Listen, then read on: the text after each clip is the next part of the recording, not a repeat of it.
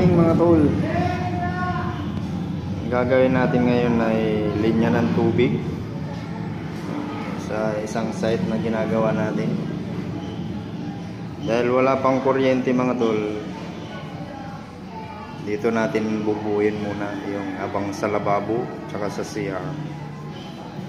Bali isang gripo sa lababo, tapos bali dalawa sa CR mga tol.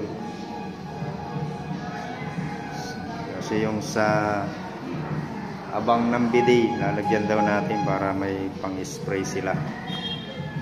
Ayan, dalawang tubo yung ginawa natin mga tol. Tapos tatlong threaded elbow. Ayan, isang plain T para sa CR to. Tapos isang plain elbow. Ayan. So dahil wala tayong taga-video mga tol, ay siyempre hindi tayo makabideo habang gumagawa mga tol. Papakita ko na lang sa inyo mamaya pagka nabuo ko na. Ayan mga tol, ito na siya oh. Ayan.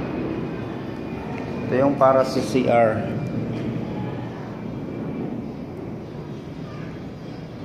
Tapos ito naman yung isa sa lababo mga tol.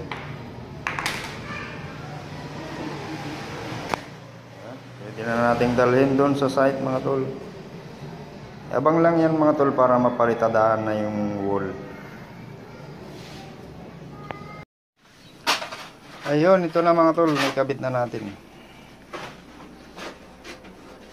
Ayan. Ito mga tol, abang sa bidet. Ayan, ito naman sa faucet, gripo nya. Lalagay siya ng telephone shower mga tol. Ayan, kaya medyo tinasan natin para pag open niya ng shower, nakatayo pa rin siya. Tapos ito naman yung lababo mga tol.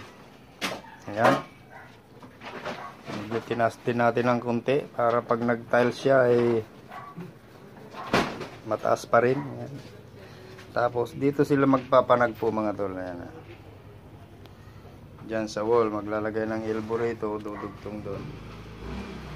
Tapos tatakbo yan mga tol papuntang labas sa metro. Ayun. Malapit na mga tol. Malinis na. Malapit na kaming umuwi. Ayun, makabitan lang ng ilaw tsaka tubig mga tol. Pwede na, ayan oh. Oh, butas-butas oh. Ayan. Sisimento tayo, trasis, palit ng bubong. Ayan. Yan yung mga gagawin dito mga tol.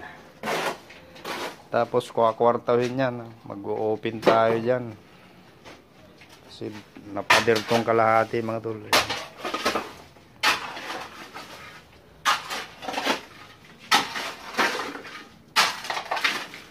Ayan, si Kalakal Boys. Araw-araw nagpapakilo mga tol. Araw-araw nagpapakilo. Pang merienda.